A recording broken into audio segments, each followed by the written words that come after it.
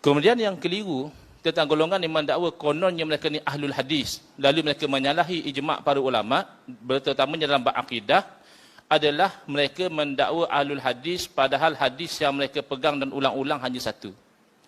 Sebab katanya ahlul hadis ni mereka pandai.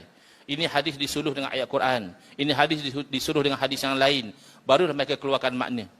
Tapi yang mereka war-warkan sebagai ahlul hadis hanya satu hadis, hadisnya sahih, wa kullu bid'atin dalalah. Dan setiap perkara bid'ah itu sesat.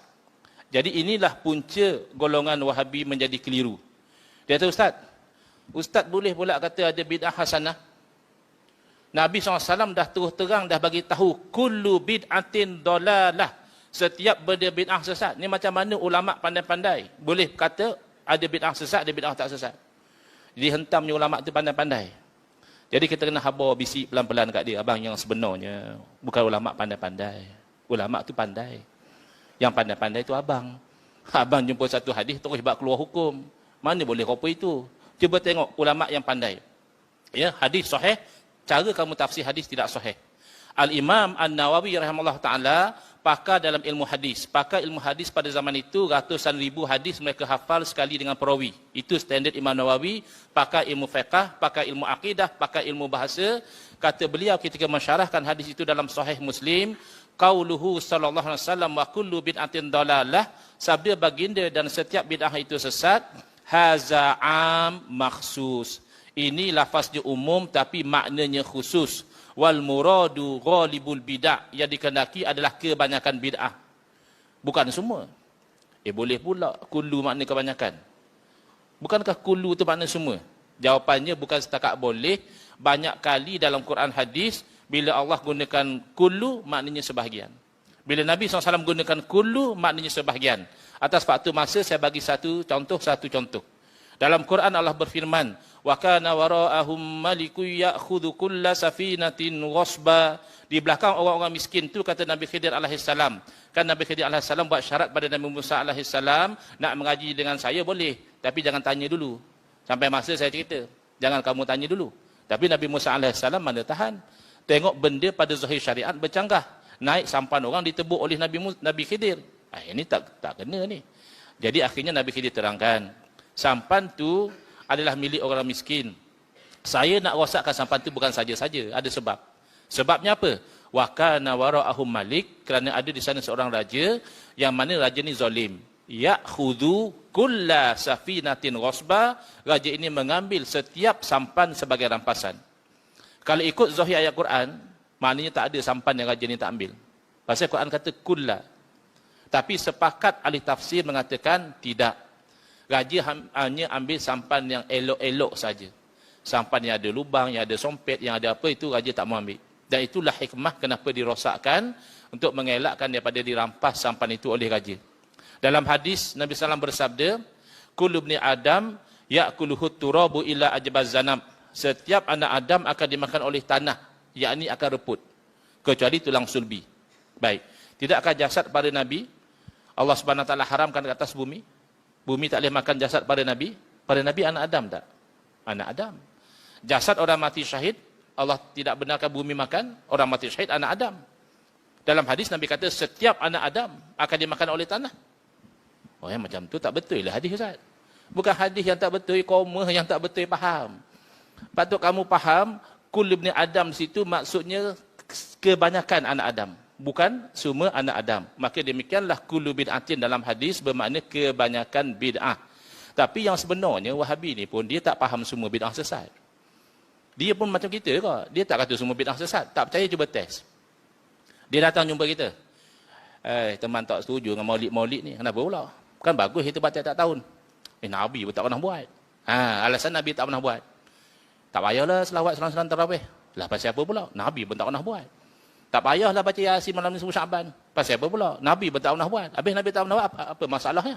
Nabi tak pernah buat namanya bid'ah, Ustaz. Oh lah ya. Habis tu bid'ah sesat belaka. Oh, jadi kalau macam tu Nabi tak buat bid'ah, kalau bid'ah sesat belaka. Macam tu lah. Baik. Kalau apa itu aku nampak kamu pun sesat juga. Kita test. Ini bukan hujah, ini test saja. Pasal apa pula teman sesat? Teman tak pernah terlibat, tahlil-tahlil ni teman tak pernah pergi, maulid tak pernah join. Ya, selawat salam tarawih, teman tak senyap dia, tak ada bunyi pun. Siapa pula teman sesat? Ya, boleh kau cakap pekok ni? Lupa dah dulu. 82, 86 dulu di Malay College. Sikit-sikit lah, makalat sebuyung, boleh sikit-sikit lagi. Siapa pula teman sesat? Kamu hari-hari datang masjid naik kereta. Nabi mana pernah pergi masjid naik kereta? Kamu buat benda yang Nabi tak pernah buat. Sesat jugalah kamu ni. Kamu bukan main lagi melabun dalam telefon berjam-jam. Ya, mana pernah Nabi cakap dalam telefon? Kamu ni buat benda Nabi tak pernah buat, sesat jugalah kamu ni. Kalau kita test dia begitu, dua kemungkinan. Kemungkinan yang pertama, kalau dia pun baru saja berkecimpung dalam bidang membid'ah sesatkan orang ni, kata orang Wahabi baru nak up lah. Wahabi baru nak up ni, dia akan pening balik. Dia kata betul jugalah. Kalau semua benda Nabi tak buat sesat ke, aku sesat jugalah macam tu. Dia akan fikir balik. Tapi kalau dia Wahabi otai, dia ni dah memang lama berkecimpung dalam membid'ah sesatkan orang, dia boleh tepih dengan mudah aja. Sidak hari bulan sambil dia tepih tu dia bodohkan kita. Dia kata kamu jangan jadi bodoh boleh tak? Bid'ah yang sesat ni dalam urusan agama, Yop. Kalau bid'ah dalam urusan dunia tak ada masalah. Memang Nabi tak pernah naik kereta. Kereta pun tak ada zaman Nabi. Tapi naik kereta urusan dunia tak apa. Ya. Memang Nabi tak pernah guna telefon. Mana ada telefon zaman Nabi? Tapi guna telefon ni urusan dunia. Bid'ah yang haram ni kalau urusan agama, rupa macam tahlil, rupa macam selawat, rupa macam berdoa, ya, doa akhir tahun, doa awal tahun. Yang ni yang haram. Baik. Perasan tak? Bila dia cakap macam itu, bermakna dia telah bersetuju dengan apa yang Imam Nawawi rahimahullah taala bagi tahu, kullu bid'atin, setiap bid'ah bukan makna semua. Makna sebahagian. Cuma dia hanya berbeza kayu ukur saja. Kayu ukur kita, bid'ah dunia ke agama kena selari dengan syarak. Bercanggah dengan syarak, tak boleh.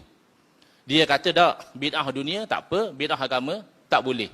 Jadi kalau begitu, beza kita dengan Wahabi hanya pada kayu ukur saja. Kayu ukur yang kita pakai, kita ambil daripada mana? Daripada ulama salaf. Imam Syafi'i rahimahullah ta'ala, Masya Allah tabarakallah, dikurniakan alim dan juga fasih. Fasih ni mana apa? Cakap sikit pun orang dah faham. Berapa Ustaz Engku ni berceramah setengah jam, orang tak faham apa dia nak abang ni. Pasal tak fasih. Imam Syafi'i rahimahullah ta'ala, 3 baris selesai masalah bid'ah. Baris pertama, al-bid'atu bid'atani. Barang bid'ah 2 jenis. Baris yang kedua, mahmudatun wa mazmumah. Satu jenis terpuji, satu jenis lagi terkeji. Baris yang ketiga dan terakhir, fama wafaqas sunnata fahuwa mahmudun wa ma khalafaha fahuwa mazmum. Selesai. Mana bid'ah yang selari dengan sunnah ajaran Nabi, hak rupa itu terpuji, dan mana bid'ah yang bercanggah dengan ajaran Nabi, hak macam itu terkeji. Selesai. Wahabi kata tak betul, Ustaz. Yang betulnya bid'ah dunia tak apa. Bid'ah agama yang haram. Tak kamu mengaku salafi ke? Yalah kami salafi. Dan Imam Syafi'i itu salaf. Salafi makna pengikut salaf. Kenapa kamu tak ikut fatwa Imam Syafi'i, dah kamu kata ikut salaf? Itu yang kami kata salafi, kamu marah pula. Salafi ikut salaf. Ini kayu ukur ulama salaf yang dipakai oleh hampir semua ulama. Bid'ah apa pun kena selari dan bercanggah dengan syarak. Kalau bagi saya 5 minit, saya boleh selesaikan insyaAllah. Pasal 5 minit pertama dah habis dah. Boleh lagi kan? Nak selesai ni, nak kata hak Imam Syafi'i betul, hak Wahabi salah. Boleh mari pada Kuala Lumpur takkan tak bagi. Ya. Bukan Kuala Kangsor, Kuala Lumpur ni jauh. Baik. 4 perkara kita boleh selesai ya. Yang pertama, bila Wahabi kata bid'ah dunia tak apa, bid'ah agama haram, adakah Islam mari hanya nak tadbir agama saja? Dunia Islam tak tadbir? Ibadat okeylah urusan agama. Munakahat urusan dunia. Kenapa Islam tadbir? Muamalat jual beli sewa menyewa urusan dunia. Kenapa Islam tadbir? Jenayat siapa salah nak bukti macam mana, betul-betul bersalah nak hukum macam mana, urusan dunia. 3/4 fiqh adalah urusan dunia. Maksud apa Wahabi senang hati kata dunia tak ada masalah. Kita ambil contoh. Insurans, kan kita bayar katakan insurans 100 sebulan, nanti kalau kemalangan ke apa, syarikat insurans bayar pada kita duit, pampasan. Itu bid'ah tu. Tu zaman Nabi tak ada. Tapi jangan kata insurans saja bid'ah. Takaful pun bid'ah juga. Pernah dengar takaful? Pernah dengar sahabat Nabi jadi ejen takaful? Itu tandanya. Takaful ni bid'ah. Dua-dua bid'ah, insurans bid'ah dan takaful bid'ah, dan dua-dua bid'ah dunia. Kerana insurans dan takaful ni nak menguruskan risiko. Kalau sakit dapat pambasan, kalau aksiden dapat pambasan, kalau barang hilang dia ganti. Ini urusan dunia saja. Kenapakah kedua-duanya bid'ah dunia? Hampir semua ulama dunia memfatwakan insurans konvensional haram. Dan mereka mengatakan takaful halal. Padahal dua-dua bid'ah dunia sepatutnya dua-dua halal. Jawab para ulama yang mengharamkan insurans, kata mereka dalam amalan insurans ada elemen-elemen yang bercanggah dengan syarak. Sama seperti Imam Syafi'i terangkan, kalau bercanggah dengan ajaran Nabi, haram. Pembedahan tukar jantina ada zaman Nabi. Yang jenis potong, buang, tebuk, lubang apa tu, ada zaman Nabi. Makanya pembedahan tukar jantina ni bid'ah. Tapi pembedahan urusan dunia aja. Bid'ah hasanah kot. Pembedahan tukar jantina tu bid'ah hasanah. Yang kedua, kita boleh test. Sebab ada dua kayu ukur. Ya, satu kayu ukur Imam Syafi'i, satu kayu ukur Wahabi. Kita test lah. Mana yang konsisten itu kita nak pakai. Kita ambil satu contoh bid'ah dunia, satu contoh bid'ah agama. Bid'ah dunia yang mudah kita faham. Tak mana, yang abang kita buat sekarang ni lah, rakam video. Rakam video ni bid'ah abang. Zaman Nabi tak ada orang rakam video. Tapi rakam video ni urusan dunia. Kita ambil sebagai contoh. Satu lagi kita ambil berdoa. Berdoa adalah ibadah. Di sisi kita, tak apalah doa tu tak ada warid daripada Nabi pun, asal jangan melanggar syarak sudah. Kata Wahabi tak boleh. Doa ibadah. Kalau tak ada dalil Nabi doa akhir tahun, tak ada dalil Nabi doa awal tahun, maka haram kita buat. Kita boleh test. Apa hukum rakam video ceramah ni? Satu bid'ah dah. Ada buat live ke? Dua bid'ah di situ. Lepas itu ada promote dalam WhatsApp dah live, link live ni. Ada 3 bid'ah di situ. Buat rakaman 1 bid'ah, dibuat live 2 bid'ah, pergi promote dalam WhatsApp pula 3 bid'ah. 3 bid'ah dunia. Apa hukum? Kawan-kawan kita Wahabi jawab mudah je, bid'ah dunia, tak apa masalah. Habis kita yang ikut Imam Syafi'i nak jawab apa? Kita jawab tak ada masalah, pasal tak melanggar syarak. Tapi kan ada orang gunakan teknologi rakaman, dia rakam aksi lucah. 1 bid'ah. Lepas dia rakam aksi lucah, dia upload dalam YouTube. 2 bid'ah. Lepas dia upload dalam YouTube, dia promote dalam Facebook. 3 bid'ah. 3 ni bid'ah dunia. Kamu nak fatwa apa? Bid'ah hasanah. InsyaAllah Wahabi pun tak tergamak nak kata bid'ah hasanah walaupun bid'ah dunia. Maknanya kayu ukur dia problem. Kalau dia kata itu bid'ah hasanah, dengan dia problem lah. Baik. Yang kedua, doa. Doa di sisi kita adalah ibadah yang umum. Kalau ibadah khusus kita dengan Wahabi sepakat. Kadang Wahabi pun tak faham. Kita kata ada bid'ah hasanah dalam ibadah. Saya pernah kena masa saya ceramah di Alustar. Dia kata, dalam live lah, dia komen dalam live. Dia kata, kalau boleh buat bid'ah hasanah dalam ibadah, Ustaz, apa kata kita sembahyang subuh 4 rakaat? Apa macam? Ustaz kata boleh buat bid'ah hasanah dalam ibadah. Jadi orang yang jaga live tu dia baca soalan tu. Saya geram sejam lebih dah ceramah, tak faham lagi. Saya kata, tuan-tuan, kita kata asal baik boleh buat, baik tu ikut neraca syarak, bukan ikut kepala otak hang. Geramnya pasal. Sembahyang subuh 4 rakaat tu tak baik daripada neraca syarak. Kerana apa? Kerana sembahyang ibadah yang diikat. Kita buat lain daripada ikatan tak boleh. Tapi doa kan ibadah yang tak diikat. Nak doa bila, nak doa macam mana, nak doa ramai-ramai, nak doa seorang, tak ditetapkan. Tapi Wahabi strict. Kita test. Oleh kerana Wahabi kata doa ibadah, kalau tak ada dalil Nabi buat, haram kita buat. Nak tanya pada Wahabi, ada tak dalil Nabi SAW berdoa dalam bahasa Melayu? Confirm tak ada. Ada tak dalil Nabi SAW berdoa minta anak-anak berjaya dalam peperiksaan? Pun tak ada juga. Peperiksaan mana ada zaman tu. Habis satu orang lebay yang kat tangan, ya Allah bagilah anak-anak Korea kami berjaya dalam SPM, bagilah dia mendapat semua A, janganlah ada soalan bocor kasi anak kena risik pula. Ada ke doa macam tu daripada Nabi SAW? Atau orang ni masuk neraka lah ke buat benda baru dalam ibadah? InsyaAllah Wahabi pun tak tergamak nak kata macam tu. Yang ketiga, yang sepakat antara kita dengan Wahabi apa? Saya lebih suka cari yang sepakat dulu. Adalah kita kena ikut sunnah Nabi. Wahabi kata macam tu, kita pun setuju. Kita kena ikut sunnah Nabi. Sunnah Nabi makna apa? Cara Nabi.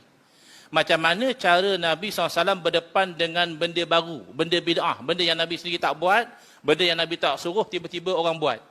Adakah Nabi tengok benda dunia, Nabi kata tak apa, dunia buat pergilah. Ataupun Nabi tengok benda agama, Nabi larang. Atau Nabi tengok benda tu selari dengan syarak, Nabi benarkan, bercanggah dengan syarak, Nabi larang. Kita dapati Nabi SAW, sebagaimana diterangkan oleh Imam Syafi'i, bagi dia tengok selari atau bercanggah dengan syarak. Semayang dunia ke agama? Semayang. Agama.